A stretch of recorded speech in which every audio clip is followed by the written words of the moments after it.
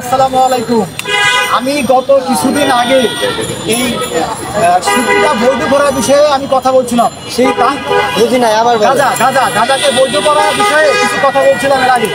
আমি কেন বলছিলাম, কি কারণে বলছিলাম, আমি সেই বিষয়ে আপনাদেরকে বলবো। সেটা হচ্ছে বাংলাদেশে 1971 সাল থেকে অনেকেই এসে বলে যে বাংলাদেশ মাদক মুক্ত করব। আমি মনে করি আজ পর্যন্ত পারেন নাই। তাহলে আমার মূল বক্তব্য যেটা, কিভাবে এই গাঁজা এবং এই নেশা বাংলাদেশ থেকে মুক্ত হবে, আমি সেই বিষয়ে বলতে চাই। সেটা হচ্ছে বাংলাদেশে মিনিমাম, যেটা আপনারা অনেকে গাঞ্জা বলেন, সাধুরা বলে সিদ্ধি, অন্তত মিনিমাম 3 কোটি লোক বাংলাদেশে সিদ্ধি খায়। আচ্ছা, এখন প্রশ্ন আসতে পারে, আপনারা যে মাদক বিরোধীর কথা বলতেছেন, বাংলাদেশে শুধু কিন্তু গাঁজাই নাই, বাংলাদেশে মিনিমাম 19 থেকে 22টা নেশা আছে, যার ভিতরে সবচেয়ে মারাত্মক ক্ষতিকর 15 থেকে 20টা নেশা আছে। এই নেশাগুলা মানুষ যখন দীর্ঘদিন ধরে করে, তখন তার ব্রেনের সমস্যা হয়, পারিবারিক ব্যাপারে সে তাকে ঘৃণা করে এবং সে মানুষের কাছে লাঞ্ছিত হয়, এবং শুধু তাই না, সে সমাজের একটা বোঝা হয়ে দাঁড়ায়। তাই আমি বলতে চাচ্ছিলাম যে বাংলাদেশে অনেকেই অনেক রকমভাবে বলেছে যে আমরা মাদক মুক্ত করব, কিন্তু কেউ পারেন নাই বলেই বলছিলাম যে মাদক তো একটা না, মাদক আছে অনেক। তাহলে আপনারা কিভাবে বন্ধ করবেন? ভাই দেখেন, যে এই মাদক নেশা না করে, বিশেষ করে নেশাদারা না করে, তারা বুঝবেন না।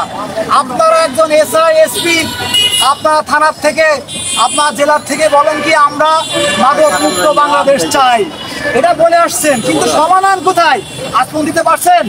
যার জন্য আমি বলতে চাই, এই দেশে মিনিমাম 3 কোটি লোক, এই যেটা গাঁজা বলা হয় সিদ্ধি, এটা খায়। কিন্তু এই সিদ্ধি খেয়ে আমার জানা মতে সায়েন্স বলছে যে মানুষের মস্তিষ্ক এত সমস্যা হয় না। হ্যাঁ, সিদ্ধি খেয়ে একজন রিক্সা চালায়, সিদ্ধি খেয়ে ভ্যান চালায়, সিদ্ধি খেয়ে বিভিন্ন কর্মকাজে ব্যস্ত থাকে, কিন্তু সমস্যা কোথা থেকে আসে? সমস্যা আসে হিরোইন, আফিন, ফেন্সিডিল, ইয়াবা, আরো এরকম অনেক নেশা আছে, সেই হিসাব থেকে এই সমস্যাগুলো আসে।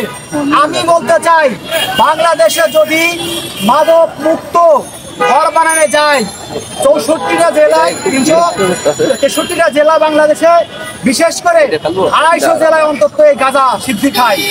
তাই আমি মনে করি বর্তমান উপদেষ্টা যিনি ডক্টর ইউনূস, এবং বাংলাদেশে যত আইন শৃঙ্খলা বাহিনী আছে এবং বাংলাদেশে যত জ্ঞানী গণী লোক আছে, সবাই এক হয়ে, আমি বলছি আপনারা করবেন তা না, আপনারাও ভেবে দেখেন।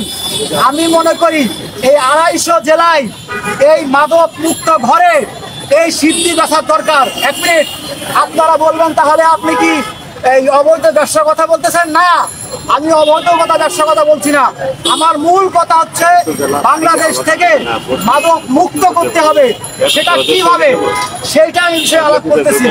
যেমন এই 250টা জেলায় যদি যারা মাদক মুক্ত ঘর হবে, আর সেই ঘর থেকে যদি এই বিশেষ করে সিদ্ধি, অন্যান্য নেশা সব কিন্তু বাদ, কারণ অন্যান্য নেশা যারা করে তারা যদি সিদ্ধি খায়, আশা করি তাদের ওই নেশাটা নিবারণ হবে ইনশাআল্লাহ। তাই আমি বলতে চাই, বাংলাদেশে এই 250 জেলায় এই মাদক মুক্ত ঘর থাকবে, আর সেই ঘরে সিসি ক্যামেরা থাকবে, এবং সেই ঘরে কিছু দায়িত্ব লোক থাকবে, সেটা যেখান থেকেই সরকার দিবে, সমস্যা নেই। সেই ঘরে সিদ্ধি বিক্রি হবে, একজন সিদ্ধিখোর যাবে, তার ভোটার আইডি কার্ড দেখাবে, সেখান থেকে তাকে 1 কোটির বেশি সিদ্ধি দেওয়া হবে না। ভাই দেখেন, এখানে আমার উদ্দেশ্য কি?